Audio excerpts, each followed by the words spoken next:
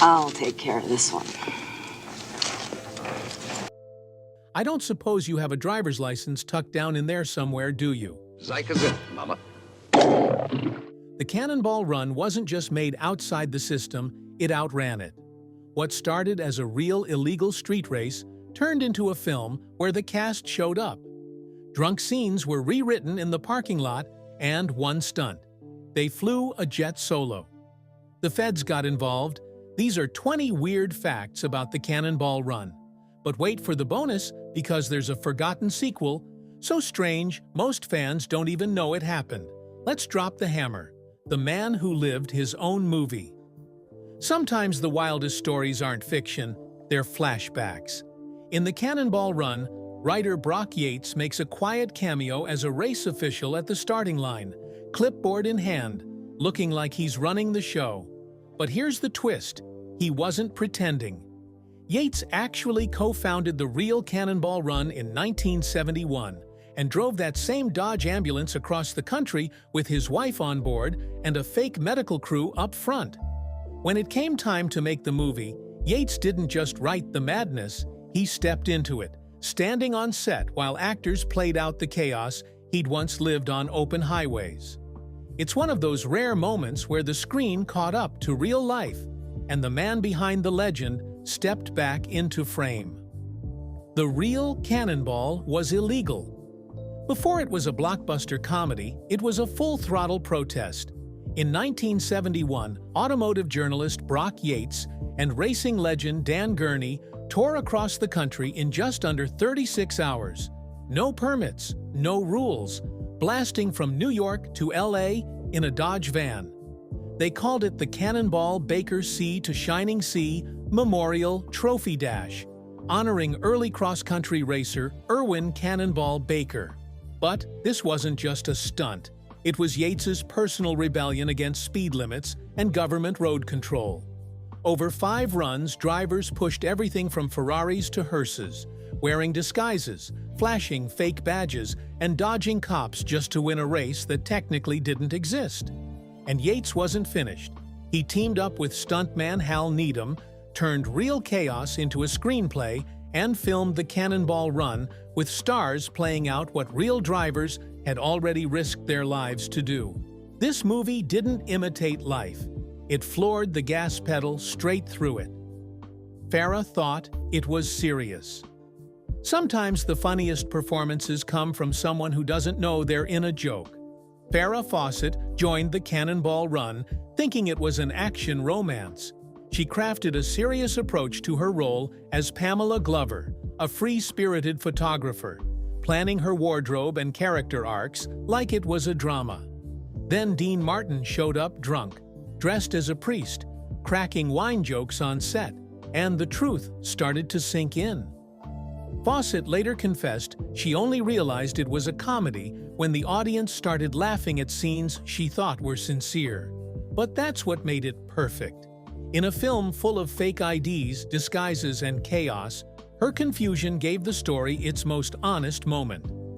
Burt Reynolds called it a vacation. Fame gives you freedom, but sometimes that freedom drives you straight into chaos. In 1980, Burt Reynolds was the biggest star on the planet. He didn't need the Cannonball Run, and honestly, he didn't even want it. But his buddy Hal Needham asked, the money was great, and Reynolds thought, sure, let's have fun. He later called it one of the worst choices of his career. No rehearsals, no prep, barely watched the dailies. To him, it felt more like a party than a movie, but the audience loved it. Reynolds didn't understand it at first, then admitted, maybe that's the point. Sometimes, the best rides are the ones you don't plan, and the finish line still gets you somewhere unforgettable. The ambulance wasn't a prop, it was evidence. In some films, the vehicles are characters. In the Cannonball Run, one was a co-conspirator. That big Dodge ambulance driven by Reynolds in the movie? It wasn't a Hollywood build. It was the exact same van Brock Yates and Hal Needham had raced across the country in 1979, disguised as a medical transport with a fake patient in the back. Their plan was simple, bold, and illegal. No one pulls over an ambulance. It worked until the engine died outside Palm Springs.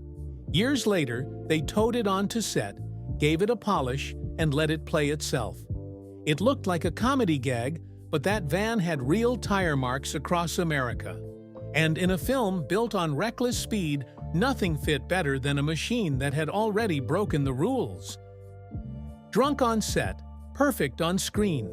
Some performances come from training. Others come from the bottle. In the Cannonball Run, Dean Martin and Sammy Davis Jr. didn't just play priests, they improvised the role, often while buzzed. They drank on set, showed up late, slurred their lines, and cracked each other up mid-take. Director Hal Needham didn't stop them. He embraced the chaos. When Sammy mumbled a prayer so badly it was unintelligible, they just dubbed it later. Dean? He kept the drinks flowing and the jokes louder. It wasn't polished, but it was real. The Rat Pack weren't playing characters. They were playing themselves in costumes. And in a movie powered by disorder, that made them divine. The Chocolate Monk was Plan B. Sometimes the perfect casting starts with the wrong actor. In the Cannonball Run, Sammy Davis Jr. lit up the screen as the fast-talking, hard-gambling priest named Fenderbaum, but he wasn't supposed to be there. That role was originally written for Don Rickles, the insult king with razor-sharp timing. Rickles accepted, was fully cast, then suddenly backed out. No one's sure why. Maybe scheduling, maybe creative tension. Producers were left scrambling, and in stepped Sammy Davis Jr. What could have been a crisis turned iconic. Sammy brought swagger, mischief, and a wild energy that bounced perfectly off Dean Martin's boozy charm.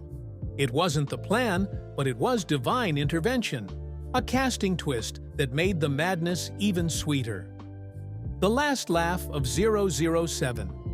Even legends like Bond aren't immune to parody. In the Cannonball Run, Roger Moore plays Seymour Goldfarb Jr., a wealthy eccentric who thinks he's James Bond.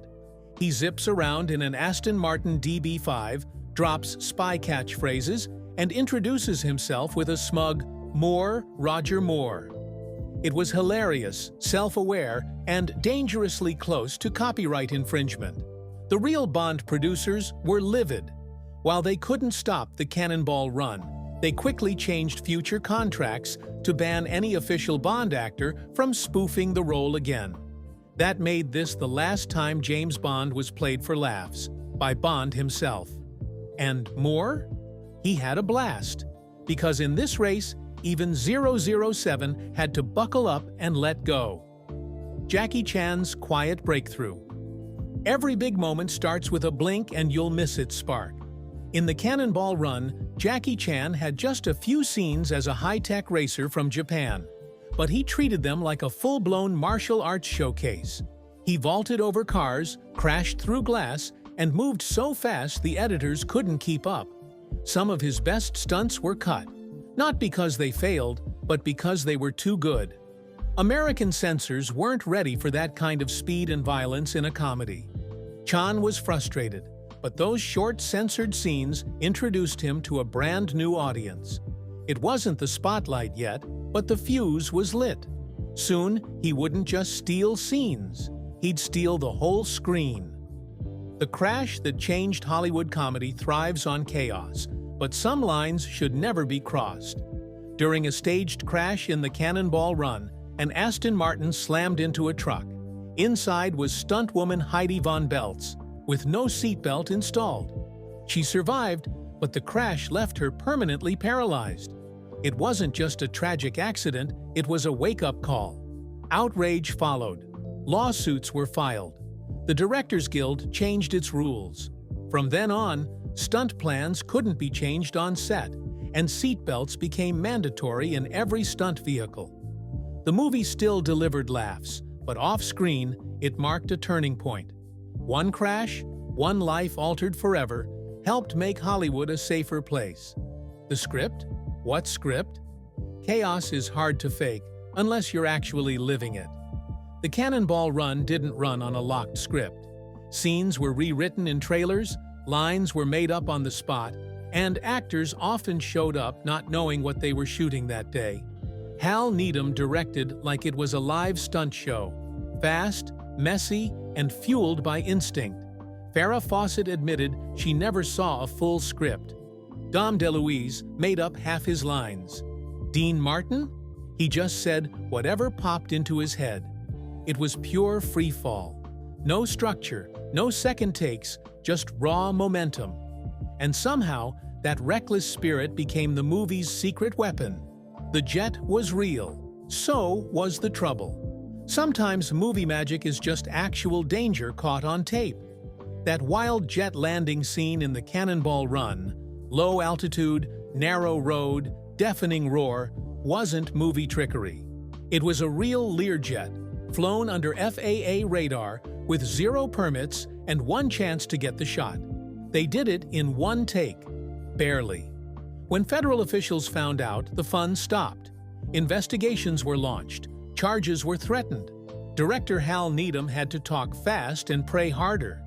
In a film packed with stunts and silliness, this one crossed the line. The jet was real.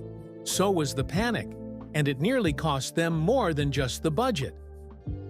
The bloopers changed everything. Most films end when the credits roll. The Cannonball Run, it was just getting started. Instead of fading to black, it exploded into a blooper reel. Line flubs, botched stunts, stars laughing mid-scene. It was raw, ridiculous, and instantly iconic. And Jackie Chan? He was obsessed. Inspired by those end-credit outtakes, he started adding bloopers to his own movies, beginning with Dragon Lord in 1982. Missed kicks, broken props, real injuries, all part of the show. It became his signature, turning mistakes into fan favorites. So while the Cannonball Run may have been chaos on screen, it quietly reshaped how action comedies say goodbye.